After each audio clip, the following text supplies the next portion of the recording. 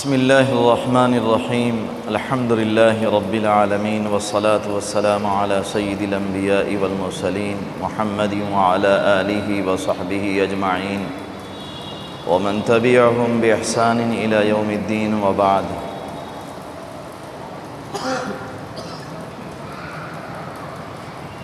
فعن ابی ہریرہ رضی اللہ عنہ ان رسول اللہ صلی اللہ علیہ وسلم قال حق المسلم علی المسلم ست قیل ما ہن یا رسول اللہ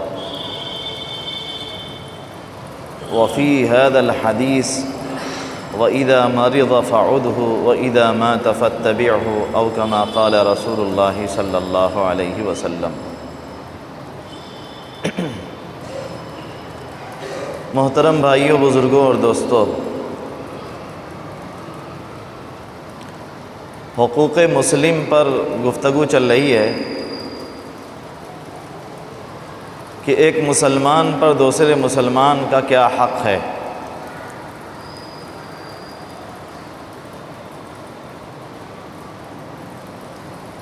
اسی میں اللہ کے نبی صلی اللہ علیہ وسلم نے ایک حق یہ بیان کیا کہ وَإِذَا مَرِضَ فَعُدْهُ، اگر کوئی مسلمان بیمار ہو جائے تو اس بیمار کی اعادت کرو۔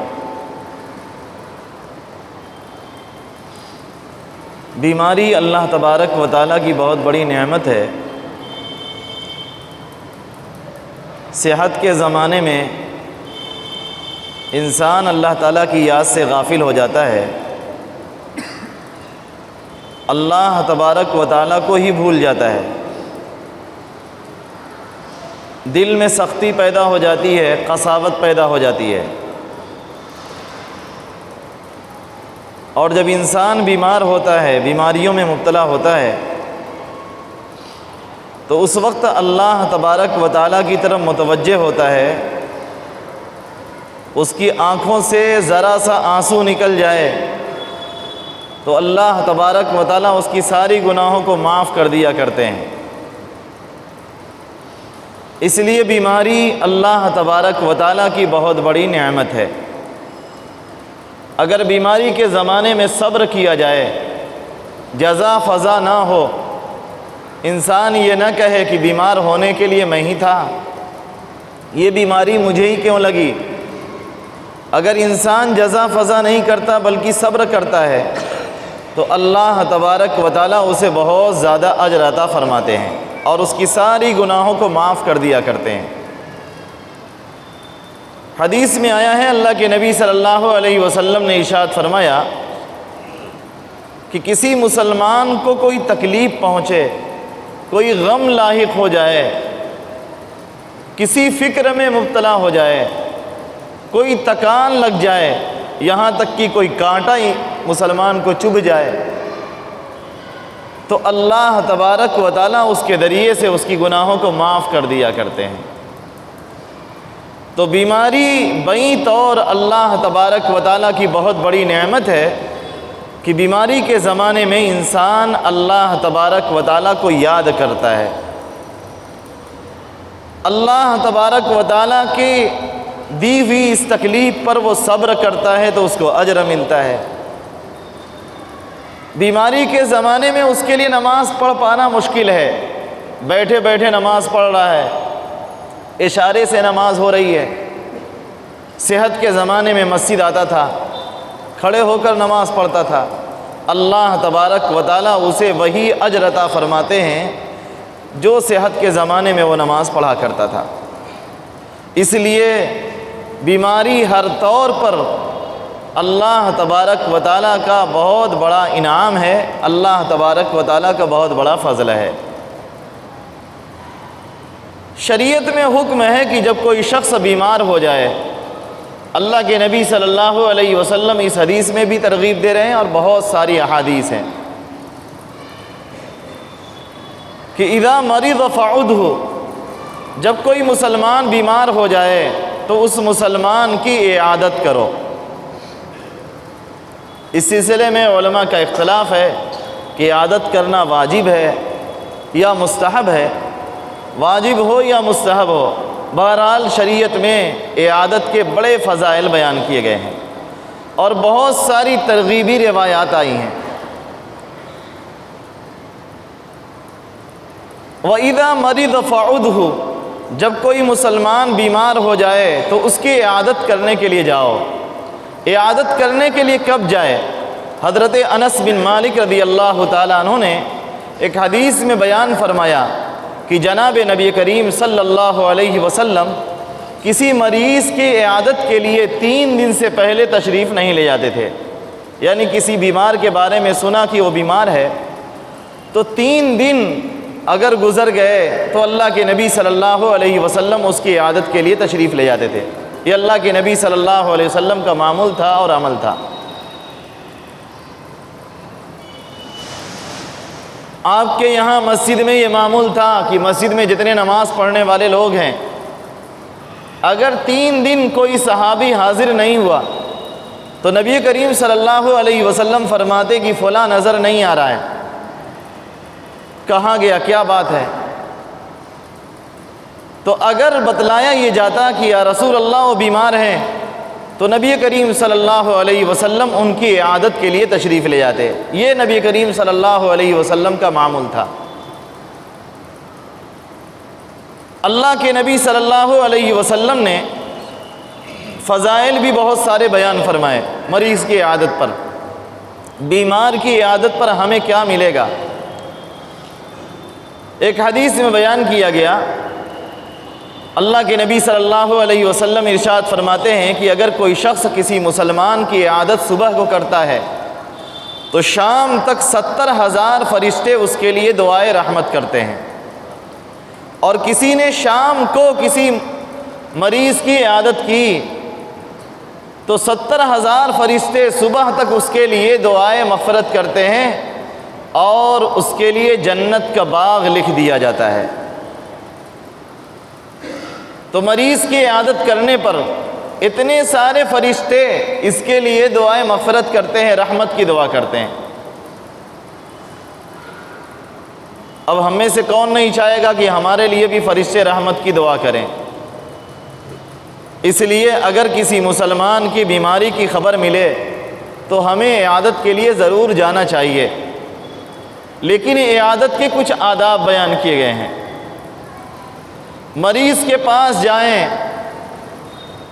تو مریض کو پر امید کر کے آئیں، اس طور پر عیادت نہ کریں کہ بیچارہ جو ہے تنگیوں میں مبتلا ہو جائے، پریشانیوں میں مبتلا ہو جائے۔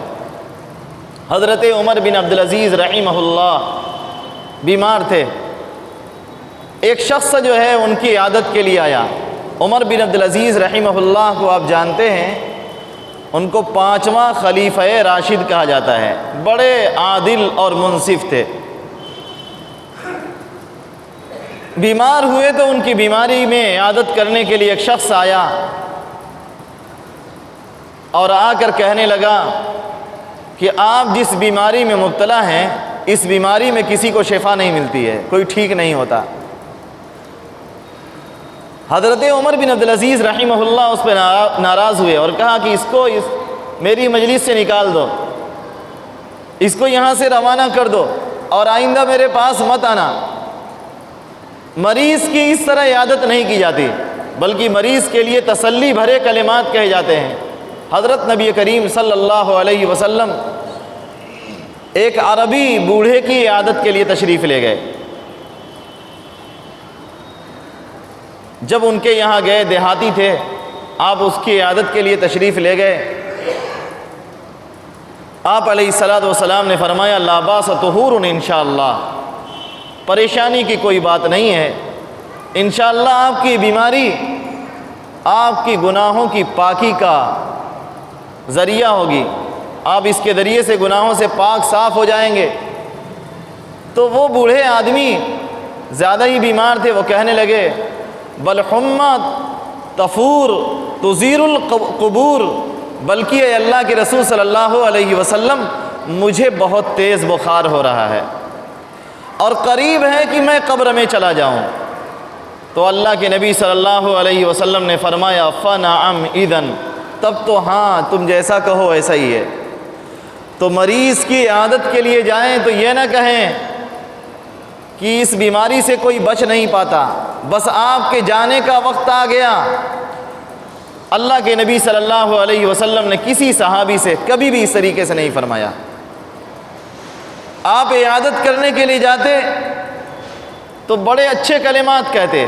ترمذی شریف کے اندر آیا ہے، جناب نبی کریم صلی اللہ علیہ وسلم نے ارشاد فرمایا، ابن عباس رضی اللہ تعالیٰ عنہما راوی ہیں، فرماتے ہیں کہ اللہ کے نبی صلی اللہ علیہ وسلم نے ارشاد فرمایا کہ اگر کوئی کسی مریض کی عیادت کے لیے جائے اور 7 مرتبہ یہ کلمات کہے، اسأل اللہ العظیم رب العرش العظیم ان یشفیک، میں اللہ عظیم سے جو عرش عظیم کا مالک ہے اس سے یہ سوال کرتا ہوں، دعا کرتا ہوں کہ اللہ تعالیٰ تجھے شفا دے۔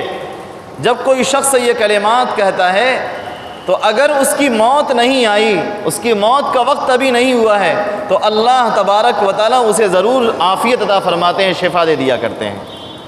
تو کسی مریض کی عیادت کے لیے جائیں تو کہیں اسأل اللہ العظیم رب العرش العظیم ان یشفیک، یہ بہترین کلمات ہیں جو اللہ کے نبی صلی اللہ علیہ وسلم سے منقول ہیں۔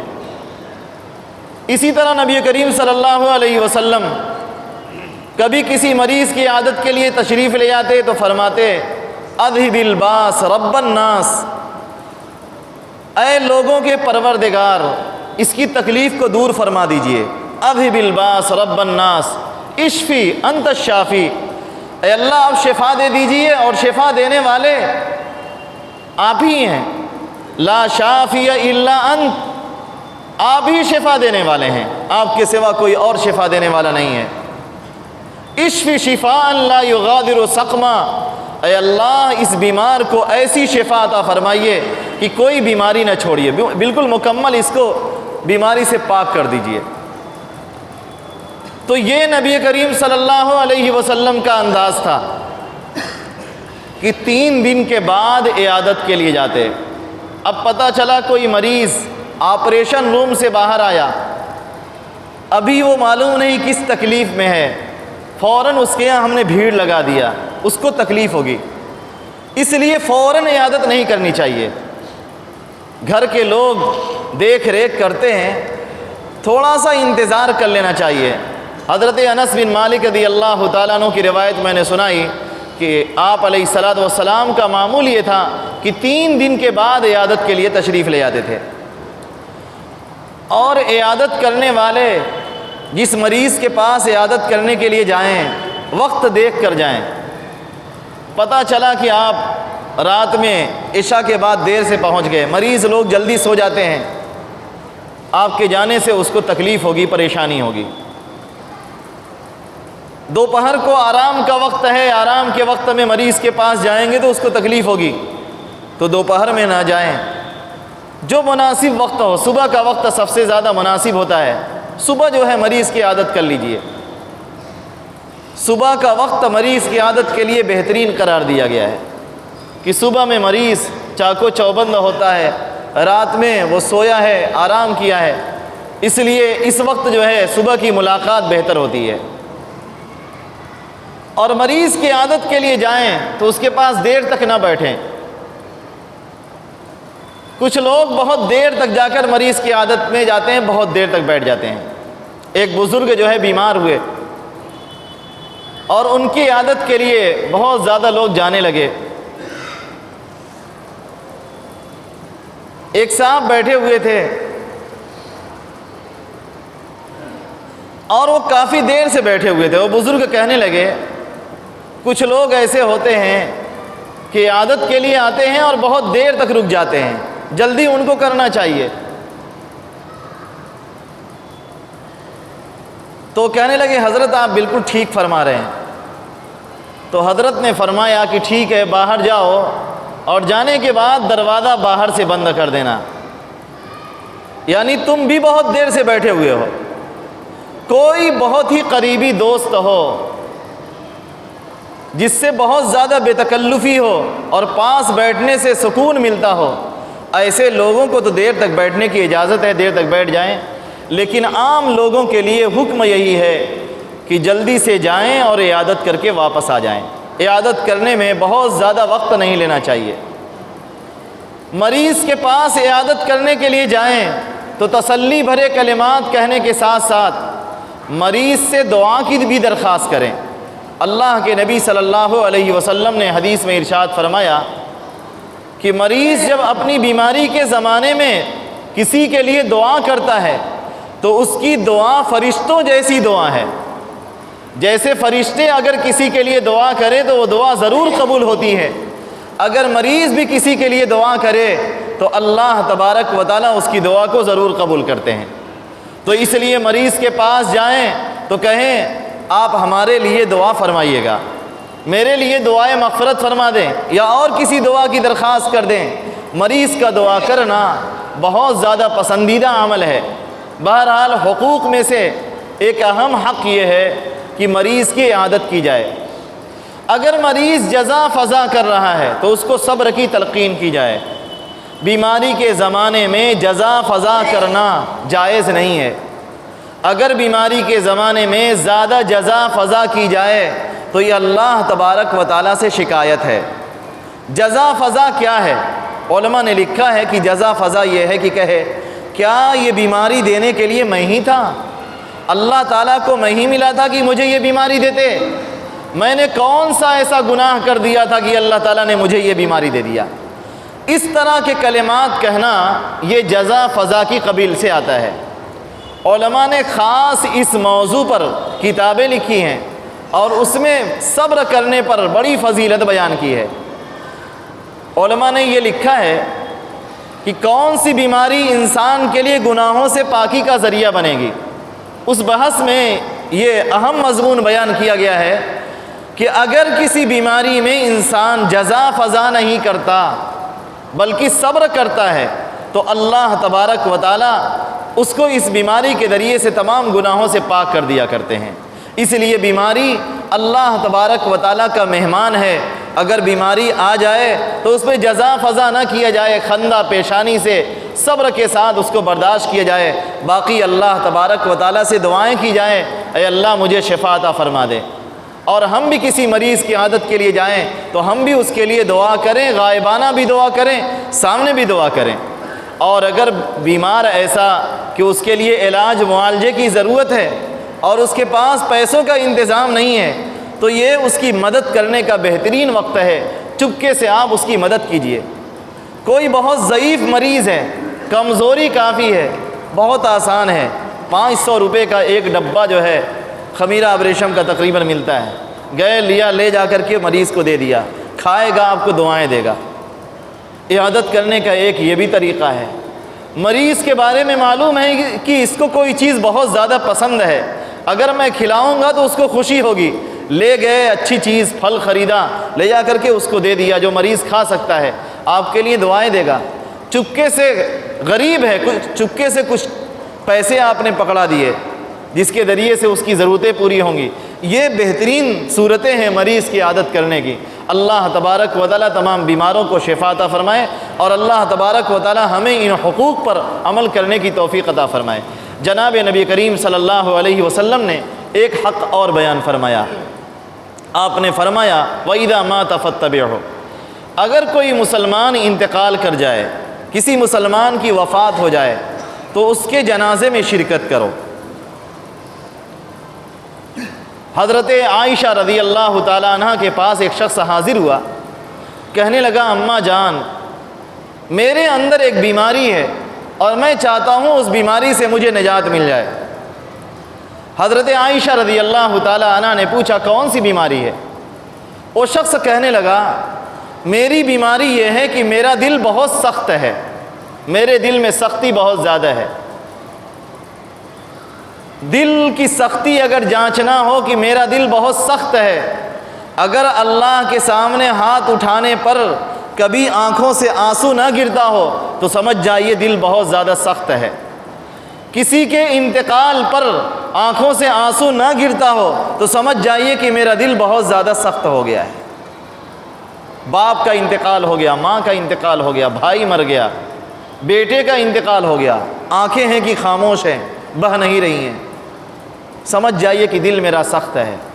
بڑے سے بڑے گناہ ہو گئے، تنہائیوں میں بیٹھے اللہ تعالیٰ کے سامنے ہاتھ اٹھائے دعائیں مانگ رہے ہیں، لیکن آنکھوں سے آنسو نہیں جاری ہو رہا ہے، رونے کی کوشش کر رہے ہیں لیکن آنکھیں ہیں کہ خشک پڑی ہیں، تو سمجھ جائیے کہ ہمارے دل کے اندر بڑی سختی ہے۔ حضرت عائشہ رضی اللہ تعالیٰ عنہ نے فرمایا بئس الداء، یہ تو بہت بری بیماری ہے، دل کی سختی بہت بری بیماری ہے۔ پھر آپ نے اس سے فرمایا عد، کہ تم بیماروں کی عیادت کیا کرو، واشہد الجنائز، اور جنازوں میں شرکت کیا کرو، بیمار کی عیادت کرو، جنازوں میں شرکت کرو، وتوقع الموت، ہر وقت موت کی توقع رکھو کہ کب میری موت آ جائے، مرنے کا میرا وقت کب آ گیا۔